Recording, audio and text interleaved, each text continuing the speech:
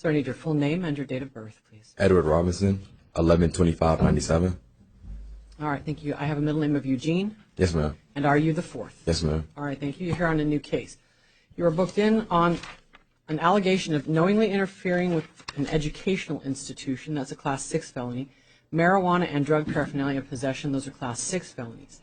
You will have a lawyer appointed to represent you. Your status conference will be March the 2nd at 8:30 in the morning in the downtown Superior Court. Your preliminary hearing will be March 6th at 8:45.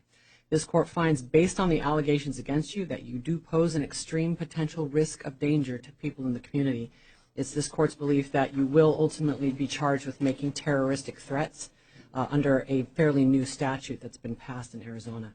So bond is set in your case at $50,000. That is cash only. If you post bond, you have to comply with all of your written conditions. You may not go to the scene of the alleged crimes.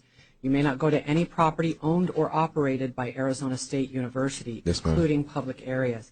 No contact with any alleged victims or witnesses. You may not possess any weapons. You may not reside or knowingly be present at any place where there are firearms located. Yes, ma'am. Sign for the clerk. All right, so we're going to go back on the record, Yes, ma'am. which is number 10 on the court's 11 o'clock calendar. It's the matter of Edward Robinson. Yes, ma'am. Mr. Robinson, after court, I was notified by my clerks that there was an additional charge against you that I need to notify you of. Yes, ma'am. So in addition to the charges that I already told you about at the earlier hearing, you have indeed been accused of making a terroristic threat. That is a Class 3 felony under Arizona law. The reason that it didn't show up in the computer when I saw you earlier is that it's such a new statute that it wasn't in the computer system. Yes, ma'am. So what we're doing is I have my clerk write it in because this is where your charges are listed. Okay. We're going to handwrite it in. Okay, that's and you perfect. and I are going to execute an actual release order, and they'll scan it. Okay. So if you have your old paperwork, you can give it to them. Okay, okay. Thank you. Appreciate you.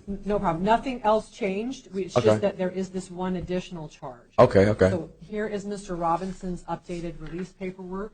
Thank you. All right. And if you'll, she'll have you manually sign, and then, wait, he needs to sign. Do I need to sign here too? Yeah. No, just there. We're making like, we're just doing like a real one. So can you have a pen, officer, to sign? Okay.